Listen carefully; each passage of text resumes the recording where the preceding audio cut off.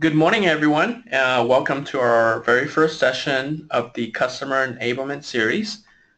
My name is Andy Dio. I'm your host. And online today, we have a special guest, Chip Fricky. He's one of the best FEMAP expert that I know of, and he's been in this industry for a long time. So we're lucky to have Chip on with us today. Thanks for joining us. So I just want to spend a minute or so talking about um, our customer enablement series and what this is all about. So this is a bi-monthly session that goes on the first and third Thursdays of every month. And it's at 11 a.m. The session is about 30 minutes or less, and it's really focused on, technical content. Um, it's we have guests that are expert in specific subject software. We have developers, power users, and people who are basically experts in their field, spending some time to share knowledge about all of these different products that we have from Siemens PLM software that you may be using. So we'll be covering FEMAP, Solid Edge, NX, Team Center, and other products as well. So it's the first and third Thursdays of every month. And for 30 minutes, jump on, join us, and learn. So what we really want to do is we want to help you get the most out of your Siemens PLM software. We want to develop a community where everyone shares knowledge and just learn and how to use our tools better. We all invest a lot of time and money into these tools, so I want to make sure that um, as an engineer and as a user, you are able to maximize what you have. Just a quick housekeeping note, at any time, if you have a questions, please go ahead and type it into the chat box, and we will address it. We would like these sessions to be as interactive as possible. So if you have any questions at all, type them in, and I'll address them with Chip, and then we'll talk about it right then and there. So with that, I will pass the presentation over to Mr. Chip Fricky. Chip, over to you. Let me go ahead and send you the presenter mode. Okay. All right, there you go. All right, let's make sure I'm showing the right screen here. Yep, you go. Yep. There we go. All right. So good morning, everybody, and I guess it's good morning and good afternoon. So let's see here. I'll make sure here. So I'm going to cover a few topics in this 20-minute period we've got. Primarily, what I want to do is cover three subjects: performance tuning and graphics, a few tips and tricks on user interface and entity selection, and then a few things on meshing. So let me begin on the performance tuning and graphics. So the first thing I want to talk about is basically setting up your database preferences. There's a few things that are very important to know. Most people skip over them. The first thing I want to talk about is this location of the FEMAP scratch directory. Some people are working with very, very large files, and they could possibly run into issues with performance, especially of those large models. In a lot of cases, we've discovered that people are using the default FEMAP scratch directory, which is basically the temp variable. This is important to look at, especially if you are logging into like a network. You're logging into a network, and your files are sitting on a network drive, non-local. So you need to make sure that this is set to a local hard drive, and if possible, set it to the highest speed drive possible with a lot of sufficient free contiguous space. Also, if you do have a FEMAP crash, there is a way to recover or sometimes the total file or part of the file with this button called Recover Scratch Directory. What you would do is you'd say Recover Scratch Directory and then select the scratch file for the model that you'd want to try and recover. When you do exit FEMAP, these scratch files for the models that you had open are automatically cleaned up, so you don't have to go in there and clean that directory out all the time. Only that is if you have some kind of system crash. A couple other things we added in version 11.3. There is a way to turn on an automatic cleanup during a save, and what it does is when you save the file, it automatically does the file rebuild command, and I'll talk a little bit more about what that command does to help performance, because it helps basically compact the database and gets rid of unused pointers in the file.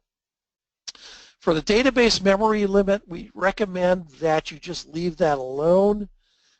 Sometimes you could go lower if you're using smaller files, but generally the recommendation is just leave that alone. FEMAP sets that automatically for you. There's another setting called max cache label. So the FEMAP default, I believe, is 99,999,999. In other words, that's the highest node or element ID in your model. If you go above that number, what will happen is you'll start caching. The IDs of those higher numbers are not set in memory. They'll start setting in cache, and then you're going to slow down your performance. So be aware of that. Generally, leaving it at the default of the 99 million is a good practice, but you can lower it if you want as well. Again, this is a FEMAP preference. Okay, one other thing that is important too is that goes along with these scratch files is this open save method. And what this does is it goes in and it changes the way that Windows saves, reads and writes files. Now you could set that manually. However, if you start a clean FEMAP session, go to your file preferences and click that button called Read Write Test, FEMAP will actually go through like doing kind of a background test of some small and large model files, and will determine the best open save method for FEMAP. So that's a good practice to do, especially when you get any new version of FEMAP, to go through that process of the open save method. Okay, so that's a few things on the database. Let me do the, okay, a couple of things on the Nastran for NX Nastran. All of the NX Nastran defaults are set in this, wherever you have Nastran installed under the conf folder, and it's called nastxx.rcf. The XX has to do with the NX Nastran version. In this case now with version 11.3, we're using NX Nastran 11, so it'll be nast11.rcf. And in that file, when you install FEMAP, it asks you for the location of the scratch folder. It sets that to the value of the ester file. And generally, we recommend setting that to a local high-speed drive with sufficient contiguous free space. Now, you can override that through a FEMAP preference for the interface's scratch directory. So you can either set that to the Nastran default, the FEMAP scratch folder, or to the output directory for the model file you're working with. You can also set the output directory as part of the FEMAP preference. There's another way to override that for an individual analysis run as part of the analysis set settings. So if you go to your Nastran executive and solution options, we added something in 11.3, which is the additional command line arguments. And you could just type in ester equals whatever the folder location of where you want your scratch files to go to. Okay, a couple other things for memory and parallel processing. Again, in that Nastran resource file, there's an entry called memory.x equals xyz. The default Nastran is to use 45% of your physical memory. And what this value is really is the memory per processor. So for an example, if you want to use, you have a 32 gigabyte system and you want to use 4 parallel processors, you should really limit to that memory to say about 3/4 of your total system memory, so 24 gigabytes. So in the case of you set parallel equals 4, you want to set your memory to 6,000 megabytes. So that's going to be 6 gigabytes. And you can also override this for an individual run as part of the Nastran Executive and Solutions option setting for an individual analysis set. So that will override what is set in the Nastran resource file. One thing I do want to point out, I'm not going to cover this in detail. You notice there's an option called GPU computing. If you have, like, say, a high-speed NVIDIA Quadro card with a lot of processors on it, with GPUs on it, for certain NX Nastran routines, you could turn on the GPU computing for that. We do not recommend you turn on GPU computing for all of your Nastran runs because it'll actually slow things down quite a bit. Okay, a couple other things you can do to speed up your runs is to use this option to automatically attach to OP2 files. For an example, if you're running something like a transient dynamic analysis, say with 500 time steps, and let's say it may not even be that large a model, these output files could be gigabytes in size. Well, what attaching does is rather than importing all of the results into the FEMAP database, what it does is it creates a link to the output file, the OP2 file, and it makes the process much faster. So basically, let's say you're requesting for deformation, your total deformation, and for your contour, let's say you're looking for principal plate stresses. What this does is it only accesses those output records in the OP2 file rather than having to parse the entire FEMAP database for those. So it does improve the performance greatly, especially when you have large output files. You do have the option under the file attach command to actually import the results you want into the model. So if you're only saying looking at 2 output steps, you could, or output sets of say 500, you could permanently import that into the file. Excuse me a second. Okay, there's another option for attaching. It's called memory mapped OP2 files. Now you should really only use this if you've got a really clean disk where you've got your OP2 files, or your scratch directory, I should say, FEMAP scratch directory. Because what this will do is it'll map this to memory until there's no longer RAM available for this.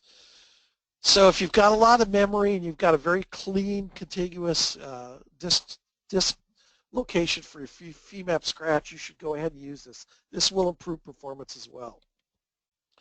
A couple other things on output set control. In 11.2, we added the concept of creating studies, and you can control your study titles, I should say. And in 11.3, we also have added new control for setting your output set titles. So if you have static subcase IDs, you can use those for the output set number. We also added something called track revision.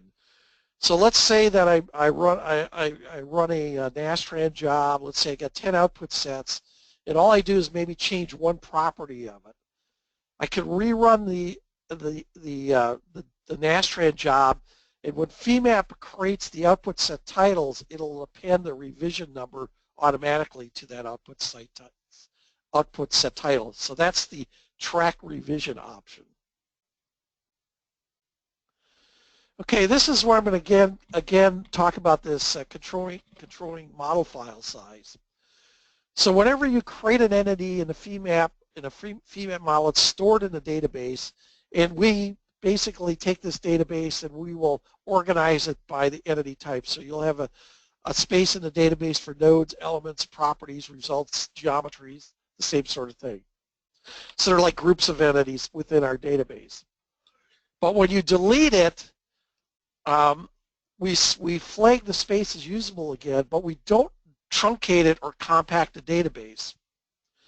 So what we've done, so we've had this command in FEMAP for many, many years called the file rebuild command. And what it does is it compacts the database. It basically gets rid of all of those unused records in the database, so you can clean up the database and save a lot of space. So for an example, I talked about 500 output sets. If I delete those 500 output sets, I'm going to have all the records. I may not have the individual data, but I'm still going to have all of those records saved in the database. So file rebuild will clean that up and take care of that. So this isn't really committed until you save the model, but now one of the things I talked about earlier is we added a preference under the database tab to call cleanup during save. And when you save a model, it automatically runs the file rebuild command for you. There's also another advantage of the file rebuild command that I didn't note here, is that it actually checks to see if there's anything missing in the model. For example, let's say I have a load attached to a surface or surfaces that got removed from the model. It'll flag that, it'll give you a warning saying that that's no longer, those IDs are no longer valid for that load, and it'll go through, and then you can go through and update those models as well. So there is another advantage to the file rebuild command because it does check the model. Okay, graphics performance.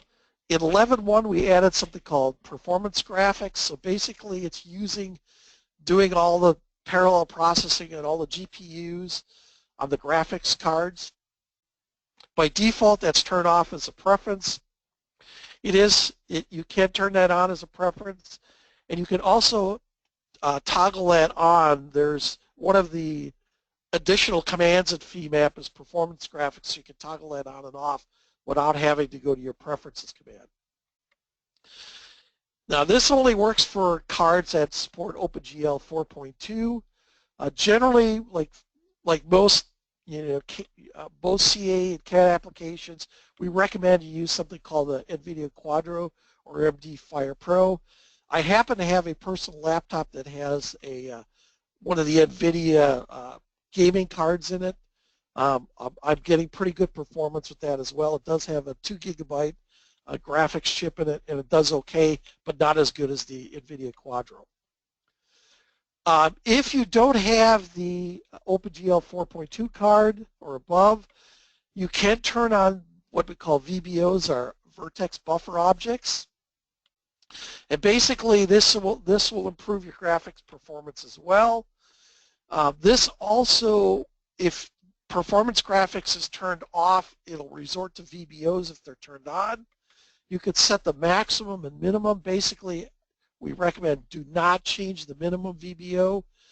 For maximum VBO value, you should set it generally to about half or no more than 3/4 of the available graphics memory on there. So if you have a 2 gigabyte graphics card, you set the max VBO to 1.5 gigabytes or the closest to that. So again, this will work when performance graphics is turned off, and this does greatly enhance the performance of FEMAP. Okay, there's some other things. For an example, you can include in dynamic rotation the ability you could turn things on and off in dynamic rotation. So by default, we turn just about everything on as part of the preferences. However, you can turn those off in preferences. So for an example, the way I've got things set off is I turn off points, nodes, loads, constraints. I also turn off filled edges, the shading. So this will speed up dynamic rotation as well. Another thing we did add in version 11.3 is something called Fast Pick Visible. And so if you use Fast Pick Visible and you use the Pick Front option in one of the box select hotkeys, it only select those entities that are actually visible on the screen. It will not select anything in the back. So let me go to a quick. I'm going to flip to a FEMAP model here. As you can see, this is the International Space Station. Now I don't have the fast picking on. So for an example, if I say, let's just say something like modify, color, element. I've got to remember to go slow here. Let's say pick, well, let's use a box select. And I turn on the highlighting. It's going to select everything in back as well. So you can see it's selecting everything in front and back. So what this Fast Pick Visible does, turn that off here. I'm going to go turn on, there's a hidden command or additional command called Fast Pick Visible. I'm going to turn that on, and I'm going to switch to my pick mode front pick. And now if I say modify, color, element, use the box select again, and turn on my highlighting, you can see it only selected the entities that were visible on the screen. So that's something new we added in 11.3. Basically what it's doing is it's changing the way we pick from actually picking the object record to finding the pixels that are displayed on the screen and relating the pixel of that entity to the selection list.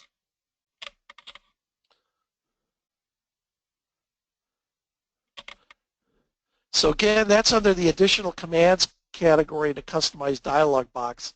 So you can turn that on and toggle it on and off and put that on one of your toolbars.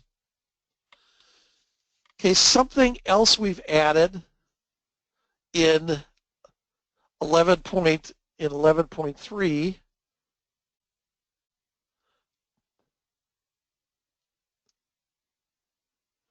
is to turn on something called roll through. And what roll through basically does is it changes the way you're looking at the model. The standard FEMAP view is you're basically looking from outside the model at the screen. What roll through does, it basically allows you to set your eye location at any location outside or inside of the model. So when you go through this roll through mode, you can use the Shift-Alt key while scrolling the mouse to move your eye direction. So let me flip back to my FEMAP model. I'm going to go to my pull-down menu that says roll through, and I'm going to use my Shift-Alt key to kind of, and my use my mouse scrolling, and I'm going to start walking inside the model. Now all of a sudden you can see like I'm kind of flipping the view as I do this. You can see I'm now looking inside the model. And I can rotate around, so now my eye point is inside the model rather than outside the model. And then all the standard rotate, pan, and zoom commands work while I'm in there. But again, it's used to hold the Shift-Alt key down to basically change your eye point, move your eye point around. So it's very useful. Now if I turn on my element thickness, I can look at this a little better. So that's the roll through mode. Now one of the things I like to do with this is I have a little API script that I wrote using this new object. There's a new object called FEView Orient that basically that I go through is I turn on the roll through, and I also turn on a perspective view as well. So you could do that simultaneously. So the perspective can be done through this FEView Orient object.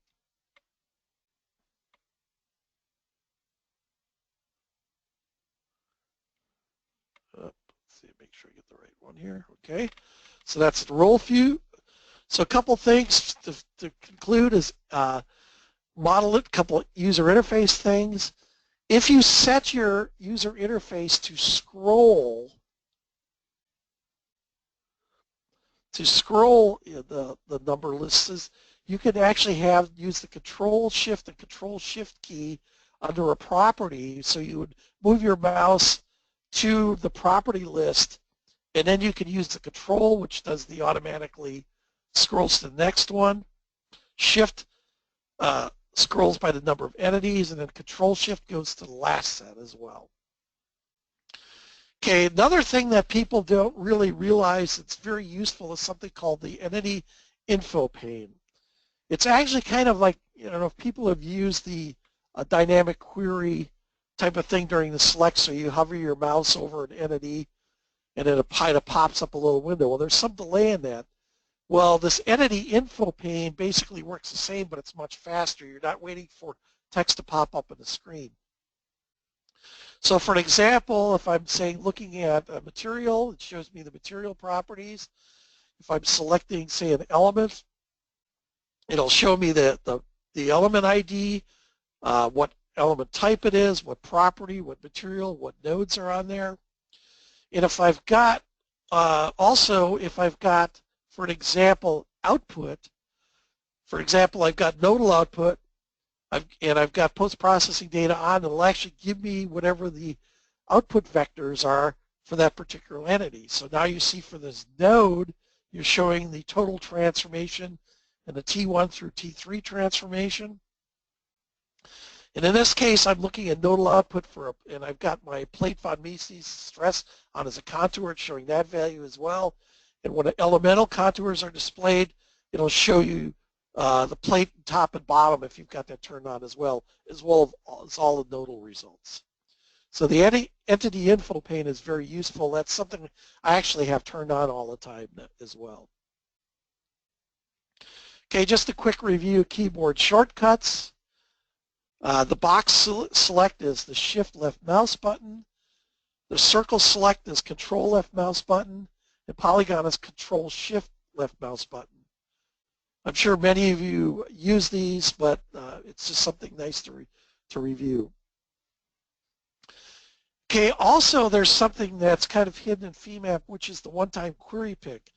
You know that when you go to your right mouse key in the graphics window, you can switch from pick normal to pick front and pick query.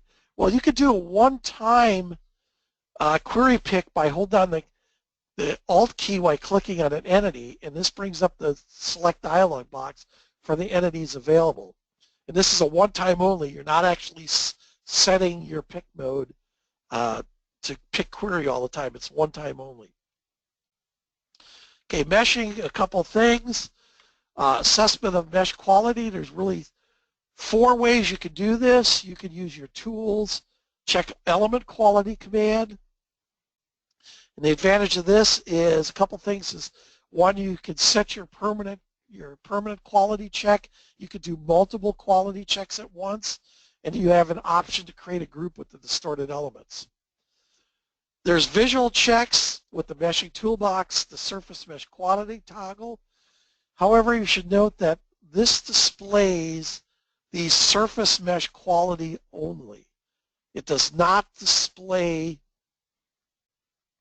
the interior solid element qualities. Now, if you want to see all of the element quality types, you could go in and say, use the meshing toolbox locator tool, set the search for elements and quality, and then you can pick one of the quality factors at a time. And you can click on the show the number of elements that fail the maximum allowable value due. And you also have an option through the locator pull down to create a group, to create or add to an existing group of those elements that fail the check. Also, there's the command, the view advanced post model contour data command. This is the same, this is the command that maps to the model contour data icon on the view simple and view toolbars. that displays a contour criteria plot of element quality. And this works both on plate and solid elements as well. And you can control these levels through post-processing view options. In this case, I'm looking at a contour plot with non-continuous colors, and I've set like a max level of 0.6. So I'm looking at so you can see that every element that exceeds that 0.6 quality level is shown in red. And you can also display criteria plots with or without labels.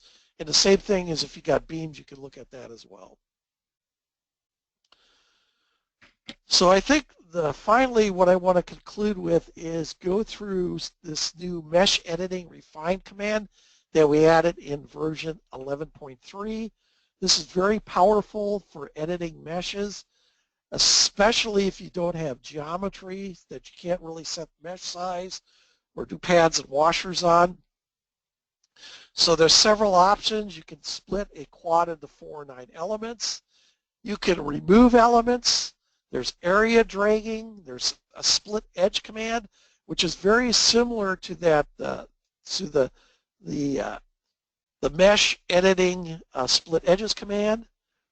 Then you can grow and shrink refinement. There's a directional edge split and the direction that you want to split them in. And then you can select elements and you can clear elements. So I'm going to conclude this presentation then before we do Q&A, with just a simple demonstration of this. So as you can see, I've got just a simple plate model, and I'm going to go to Mesh, Editing, Element Refine. Here's my dialog box. You can see that you've got the highlighting on.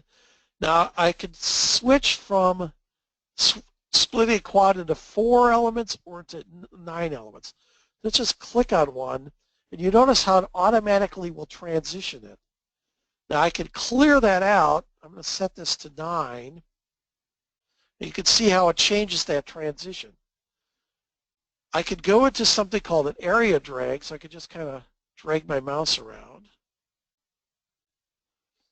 And this highlighting, this sets whatever highlight color you got. This is not, editing is not completed until I hit OK. So I could actually go in and say remove. Well, I don't want to refine that one, and you can see how that's removed. And you can see that it's basically changing that as I go along. So let's clear this. Let's go back to my add refine.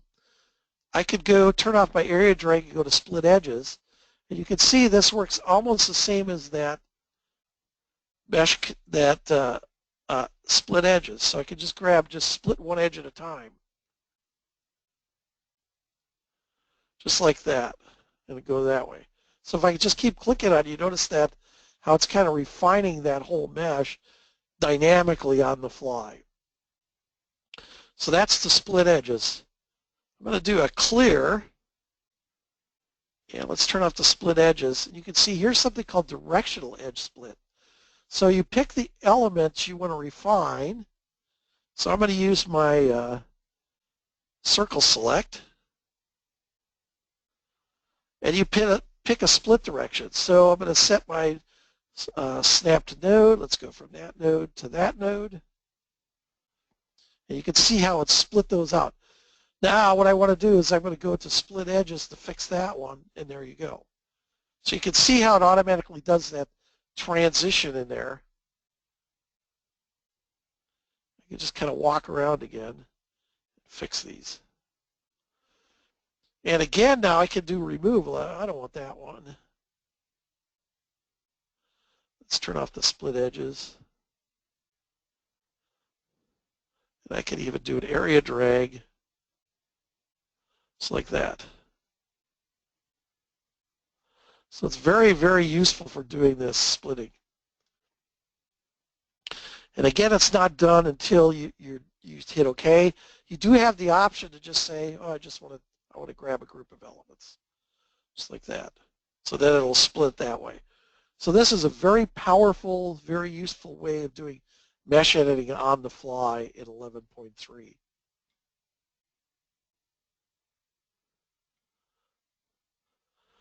Couple things, just we do have the new community forum. For those people that subscribe to the FEMAP community forum, if you haven't logged in the last week, we did move this. FEMAP is actually part of the SimCenter portfolio now.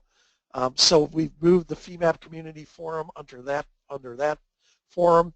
And then also Saratech is very good at putting tutorials on the web. So you can look at YouTube, just search under Saratech, and they have a playlist that actually has some FEMAP tips and tricks in there.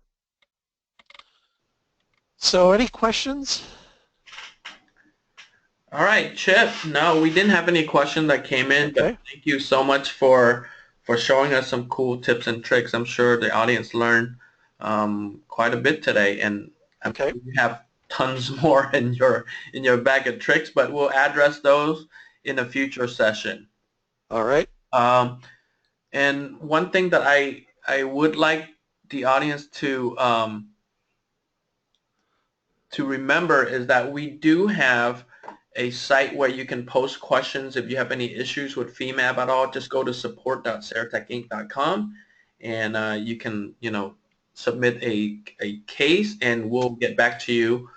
You also have other resources, as Chip has mentioned, on our YouTube channel and so on. And of course, these sessions will be continuing throughout the year, twice a month. And the next FEMAP topic will be coming around in about 3 weeks. So come back and join us. And with that, thank you, Chip, very much for joining us today and sharing some insight and knowledge. And thank you, everyone, for joining us. And we'll see you next time. So long. Thank you.